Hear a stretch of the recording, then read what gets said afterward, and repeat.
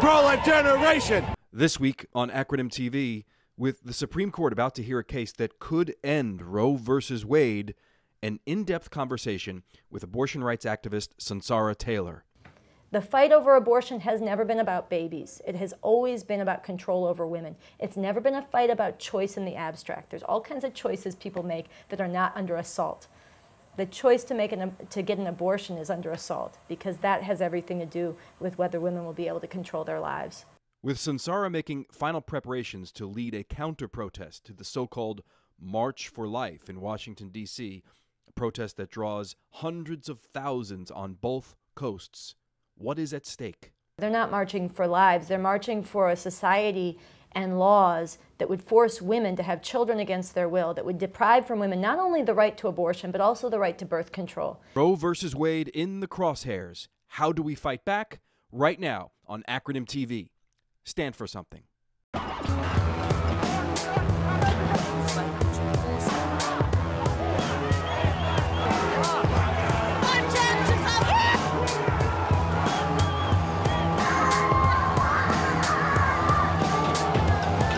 Underwriting support for Acronym TV is provided by the following: Occupy.com, a news and media channel amplifying the voices of the global 99%.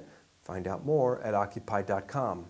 Mint Press News, independent journalism through the lens of social justice and human rights. Get the story behind the headline and how money and special interests are shaping a global class war at mintpressnews.com. Also, individual patrons like you. To learn more about giving opportunities, visit patreon.com/Dennis Trainor Jr. So, as we come upon the 43rd anniversary of Roe versus Wade, the Supreme Court decision that granted women the right to abortion, that right is under assault. In fact, oral arguments for a Supreme Court case that could severely and further restrict a woman's right to abortion are set to begin in March. To mark the anniversary of Roe versus Wade this January, hundreds of thousands will participate in what they call a March for Life in Washington, D.C. and on the West Coast. Counter-protests once again will take place in Washington, D.C. And with me today here in New York is Sunsara Taylor, the initiator behind Stop Patriarchy, who is organizing a counter-protest to go down to Washington, D.C.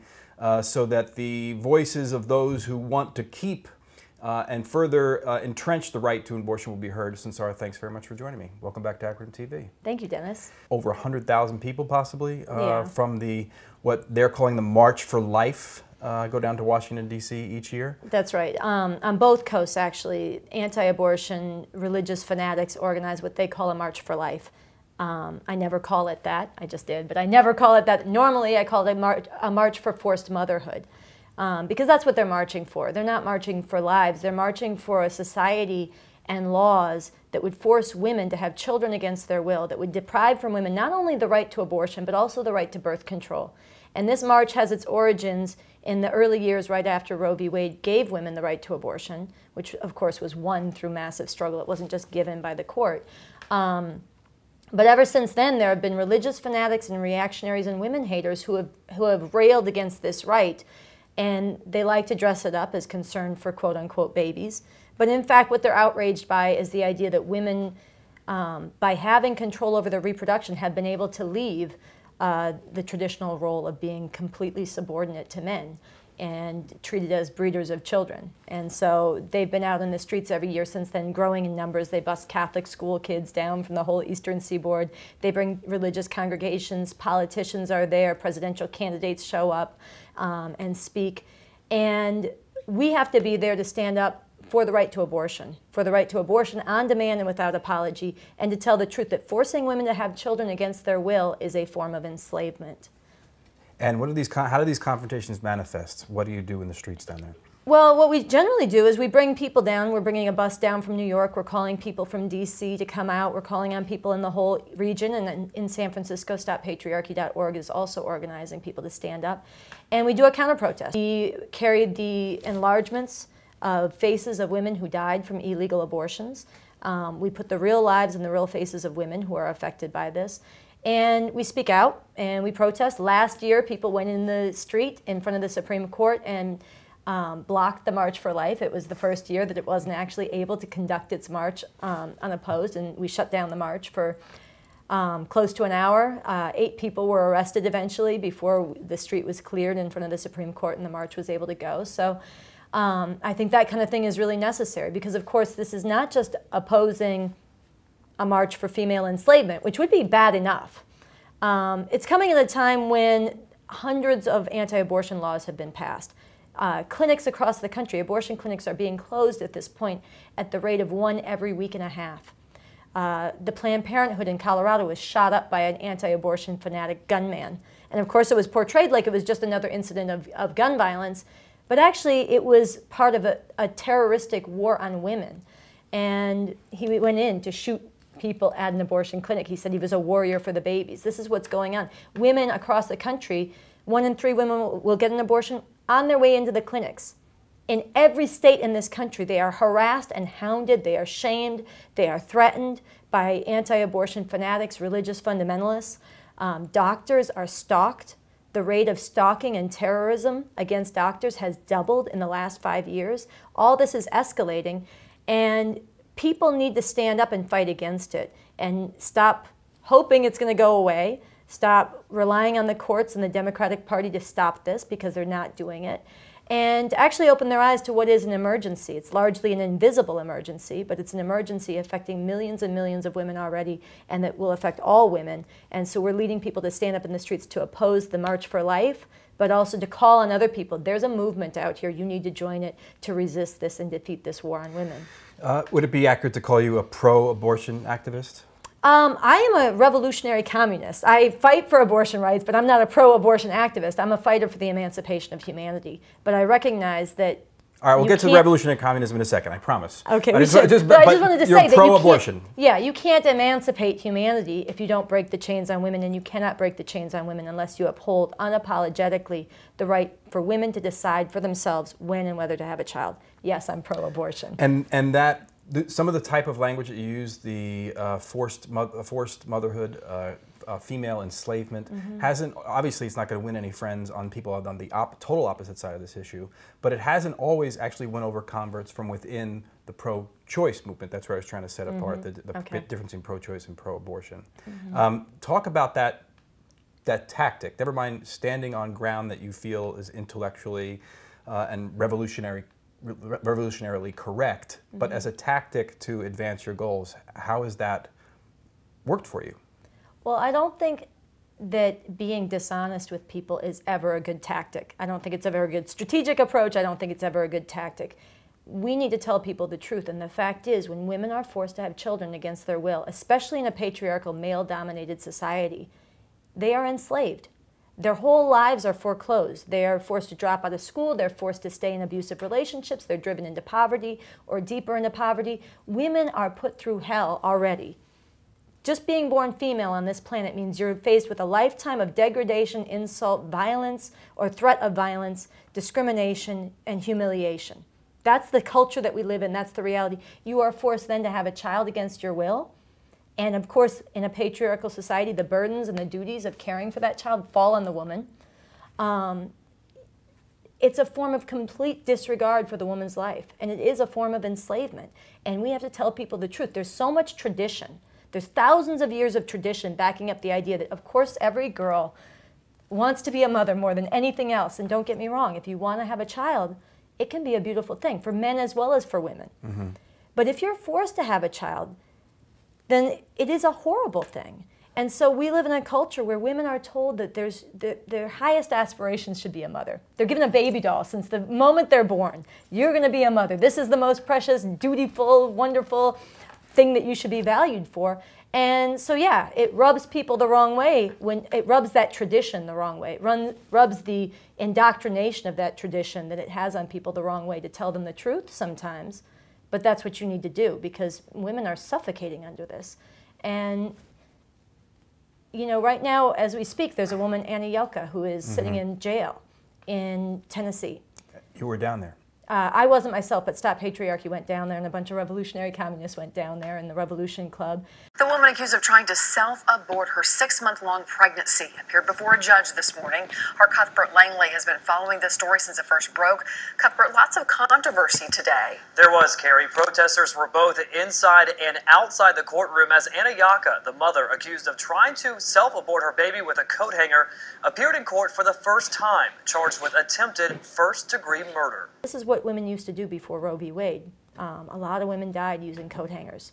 Thousands of women died. So here we are in 2015, this was last year, and you have a woman who's bleeding profusely from allegedly using a coat hanger to induce her own abortion, and she rushes to the hospital afraid for her life.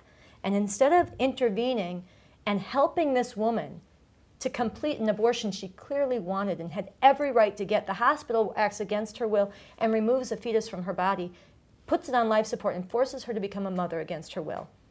Then, instead of protecting her privacy and her well-being and her wishes, they turn her over to the state. So Anna Yaka right now is sitting in jail facing first-degree attempted murder charges. And this is, you know, I put this analogous to an honor killing. Okay, you kill one woman in a very public way for stepping out of her role. You send a message to all women. This is your place. Don't step out of it. Here's Anna Yaka, and what's been done to her is a message to millions of women. Not only are we going back to the days when women were forced to have children against their will or forced to risk their lives not to, but if you risk your life and you end up in a position where you could be bleeding to death, you better not go to a hospital, because you're not going to get help there. You're going to be criminalized. You're going to be sent to jail. You're going to be shamed. You're going to be made an example of. We have to confront the truth as it is, and then we have to fight accordingly. You know, people are listening to that description of that truly horrific scenario that you just laid out and say, well, we took the fetus out and put it on life support. They're going to use that narrative as evidence that it was attempted murder. The child can survive outside of the womb. The fetus can survive without the mother. Is that something that you find coming up against, trying to figure out exactly when to define when life begins and when life ends? Life begins. A sperm is alive. An egg is alive. Life goes on. Life is I'm terminating a pregnancy. Yes, it's killing a fetus. I have no problem with that. A fetus is not a person. It's a potential person. And even if it could survive outside the womb, that's not the definition of a person. A woman is a person. She's somebody with memories. She's somebody with relationships. She's somebody who has a sense of who she is, and others have a sense of her. She has a life. She's not a potential life. And if you treat a woman like she can't control whether she's going to have a child or not, she can't control what's in her own body, then you are reducing her to an incubator. That's what I'm opposed to.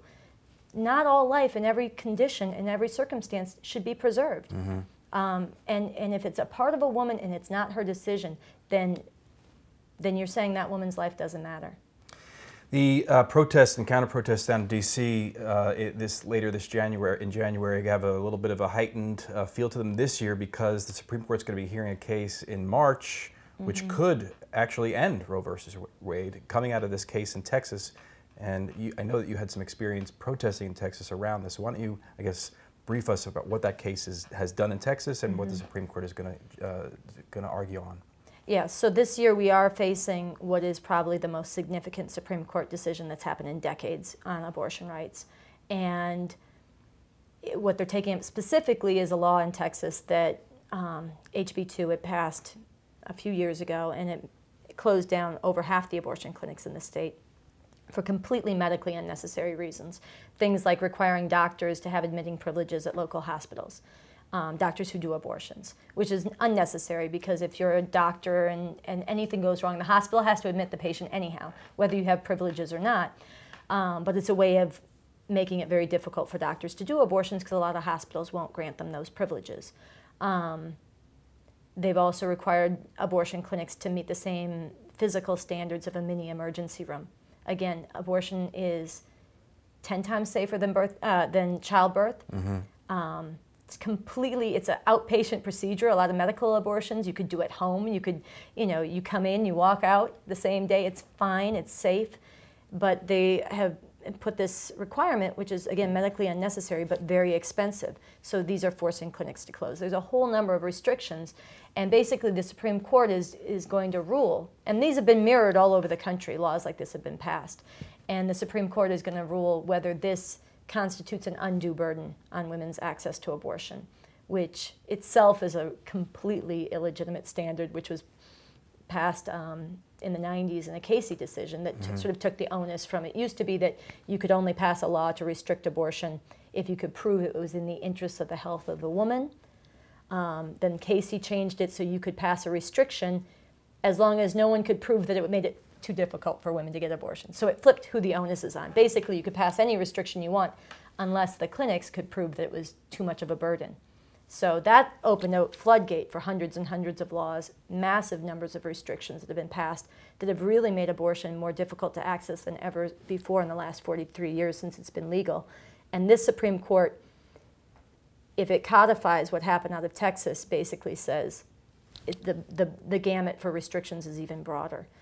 Yeah, the Casey decision actually, as a side note, was at my first foray into activism. I remember this. I like this. Yeah. So the first time I ever got arrested was shutting down the Holland Tunnel here in New York with ACT UP around this Casey decision, which again comes back to tactics. That was 92, right? Something like that. So this is trending in an awful way. Now we get to the revolutionary communist part of what you want to talk about, because you see this, and I'll let you describe this as something connected to a much larger slew of issues. Yeah.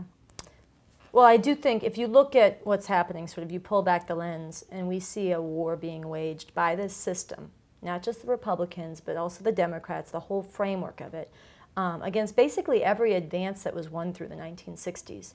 You look at the heroic struggle of the Civil Rights Movement and the Black Liberation struggle, and real gains were made. And now we're facing police terror, an epidemic of police violence and murder. We're facing the slow genocide of mass incarceration of black people, as well as Latinos and others. You look at something like the incredible heroism of the anti-Vietnam War movement, including the veterans who are the active duty GIs who fought against it, the student movement that fought against it, the Black Liberation movement, connecting up with that, and really made people start to concern themselves in America, which was a new thing, with the lives of people around the world. And actually, together with the heroic struggle of the Vietnamese people, forced the U.S. to pull out of that war. Well, now we're sunk back into all kinds of imperialist, unjust wars of aggression, terrorizing the globe with the drones, with the torture, with the rendition, with the unjust occupations, with all kinds of things. And then, you know, any front you look at, and here we're talking about what's facing women, I mean, you had an incredible struggle that was fought, and it made a difference for women. The sexual revolution, the women's liberation struggle, women entered into all kinds of spheres of society they had been locked out of. A lot of tradition had been uprooted. But you see a huge backlash against this. And fundamentally, the reason I see all these things connected is that, look, patriarchy, white supremacy, American chauvinism, all that is woven into the fabric of American capitalism, imperialism. It's a country founded on slavery and genocide, with patriarchy woven into its foundation, and it continues to pervade that all over the world. And until and unless we make a revolution, look, we have to fight back. I'm leading a struggle for people to fight back against these attacks on abortion rights. I've been involved in the struggles against police murder, many of these struggles. We have to stand up and fight back, and everybody who sees that they're wrong needs to get on the right side and be part of fighting them. But unless and until we get rid of the system that keeps giving rise to this, we're going to continue to be pushing a boulder up the hill and having it roll back down. We need a revolution. And this is where the work at revcom.us, I write for the website there, revcom.us, and in particular Bob Avakian is a revolutionary leader. He's re-envisioned a strategy, the approach to making revolution, the vision of a new society, the method and approach for understanding and how we change the world and how people can take that up. And he's somebody who is actively leading the Revolutionary Communist Party, which I'm a supporter of, to lead a movement to make an actual revolution.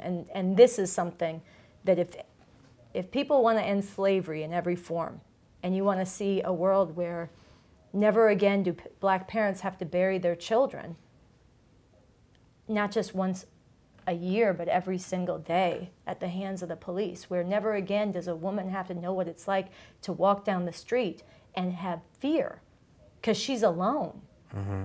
Where never again do people have to think about, you know, do people learn from the society that they're in to devalue people because they're born in a different country or speak a different language. You want to live in a world where that's gone beyond, where people have not only their own needs met, materially, but also intellectually, culturally, artistically, then you need to get into this revolution. You need to get into the leadership that Bob Avakian is providing. You need to go to that website, revcom.us. And then all of us need to fight very vigorously today, because this oppression is completely unnecessary. And we can shake it off, but we have to stand up and fight against it. Stay in that kind of long view spot that you're in right now. We've talked about how the right to abortion, women's right to abortion, has been eroded since Roe v. Wade. Has the pro-choice movement made some tactical mistakes in the time after Roe versus Wade? Well, I have to be blunt, yes. I think the Democratic Party is the worst thing that ever happened to the women's movement.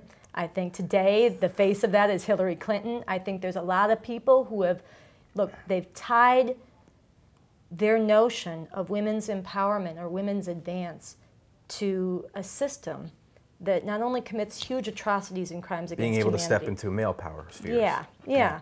And the idea that if you get equality of some women within positions of power of the same setup, you're making an advance.